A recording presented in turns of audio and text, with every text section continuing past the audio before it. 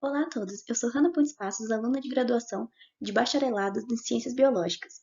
Nesse trabalho fui orientada pelo Dr. Felipe Franco Curso e pela doutora Elisângela Brito, na modalidade de VIC. O trabalho fala sobre os parâmetros reprodutivos em quelônios continentais brasileiros. Os Objetivos de Desenvolvimento Sustentável da ONU que o trabalho se encaixa seriam os 14 e 15, vida embaixo d'água e a vida sobre a Terra. Atualmente se tem um conhecimento de 32 espécies de quelônios continentais brasileiros, que são divididas em 6 famílias. Os quelônios possuem diferentes estratégias reprodutivas, que levam em consideração parâmetros morfológicos, bem como aspectos ambientais. O conhecimento sobre a reprodução desses animais é fundamental para auxiliar nas atividades de conservação e manejo dessas espécies. O principal objetivo do presente estudo é compilar o máximo de conhecimento sobre os aspectos reprodutivos dos quelônios continentais brasileiros, com o intuito de identificar e definir padrões entre as espécies e famílias, além de apontar lacunas do conhecimento.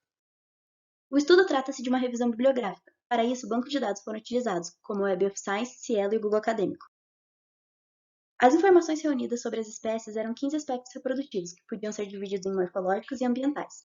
Alguns padrões foram analisados, como nos locais de desova, em que os ambientes de floresta e campina rana são os mais comuns para as espécies em geral, exceto para a família Podocnemidae, que é a única que diverge, tendo todas suas espécies desovando em praias e bancos de areia, com exceção de fotocéfalos do Meriliamus.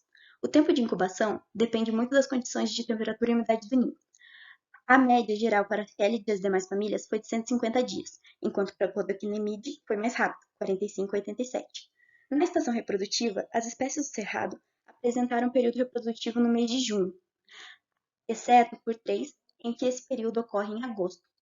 Já os jabutis têm seu período reprodutivo ocorrendo na mesma época, de agosto a janeiro e fevereiro, já que essas espécies ocorrem de forma simpátrica em várias regiões do Brasil.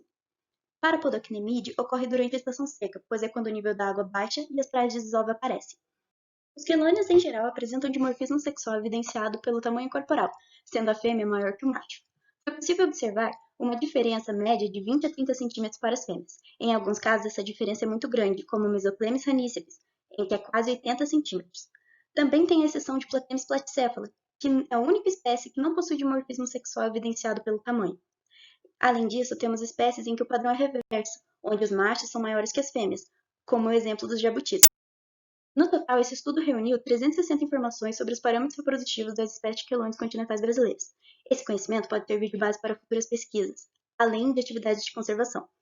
Para muitas espécies, as informações sobre os aspectos reprodutivos ainda são inexistentes, e para outras são apenas registros pontuais.